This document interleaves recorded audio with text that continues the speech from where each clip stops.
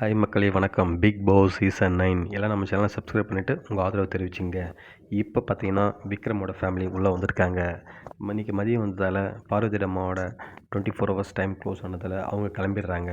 So விக்ரமோட family வந்து விக்ரம்கிட்ட பேசிகிட்டு இருக்காங்க. அப்போ பார்வதி வந்து கேட்குறாங்க, ஆண்டி என்னை எப்போ பார்த்தாலும் வேலை செய்ய நோண்டிகிட்டே இருக்கேன் ஆண்டி அப்படின்றாங்க. உடனே அவங்க அம்மா சொல்கிறாங்க, ஏம்மா நீ அதை ஆர்கியூ பண்ணுற டைமில் வந்து அந்த வேலையை முடிச்சலாமம்மா, அதுதான் எனக்கும் தோணுதுன்றாங்க. உடனே அங்கே பார்வதி இது மொக்க வாங்கிடுறாங்க.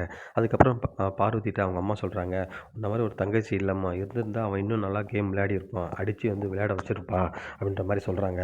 ஸோ இதுலேருந்து தெரியுது பார்வதி வந்து விக்ரமை ஏதோ ஒரு வகையில் வந்து தூண்டுறாங்க கேம் விளையாடுறதுக்குன்னு சொல்லிட்டு. அதுக்கப்புறம் தனியாக கூப்பிட்டு போயிட்டு விக்ரம்கிட்ட பேசுகிறாங்க. அவங்க ஒய்ஃபு அவங்க அப்பா அம்மாவும், நீ கேம்லாம் கரெக்டாக தான் விளையாடுற, பட் எமோஷன்ஸ் ரொம்ப வந்து நீ காமிக்கிற மாதிரி இருக்குது. ஸோ அந்த எமோஷன்ஸ் பாண்டிங்கில் போய் நீ மாட்டிக்கிறன்ற மாதிரி உண்மையை போட்டு உடச்சிடுறாங்க.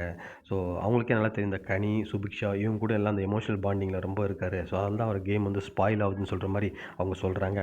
ஸோ இதுக்கப்புறம் விக்ரம் வந்து அதெல்லாம் மாற்றிட்டு ஸோ விளையாடுவாரா என்னன்னு தெரியல. ஸோ பார்க்கலாம் மக்களே.